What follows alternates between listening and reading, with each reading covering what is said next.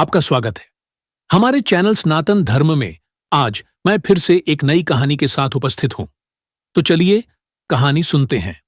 बहुत समय पहले भारत के एक घने और रहस्यमयी जंगल में एक अनोखा राजा राज करता था।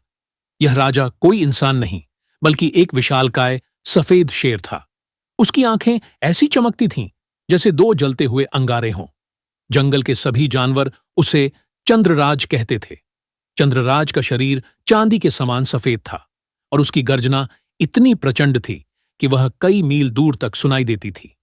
चंद्रराज केवल ताकतवर ही नहीं बल्कि बुद्धिमान भी था।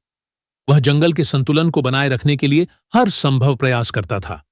कमजोर जानवरों को शिकारियों से बचाना और जंगल में अनुशासन बनाए रखना उसका नियम था।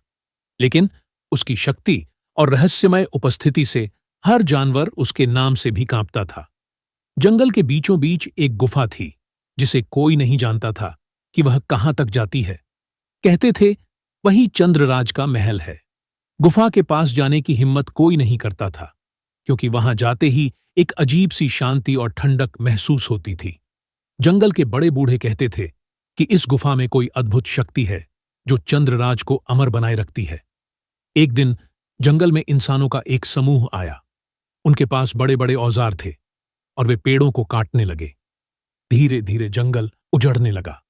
जानवर भयभीत हो गए और चंद्रराज से मदद की गुहार लगाई। उसने इंसानों को रोकने का निर्णय लिया।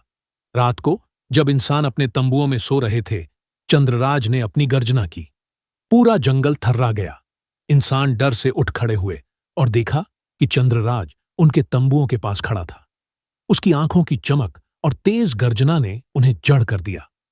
चंद्रराज ने हमला नहीं किया बल्कि जंगल की तरफ इशारा किया, जैसे वह कहना चाहता हो, यह हमारा घर है। इंसानों ने चंद्रराज की ताकत और जंगल की आत्मा को समझा। उन्होंने पेड़ों की कटाई रोक दी और जंगल से वापस चले गए। धीरे धीरे जंगल फिर से हरा भरा हो गया।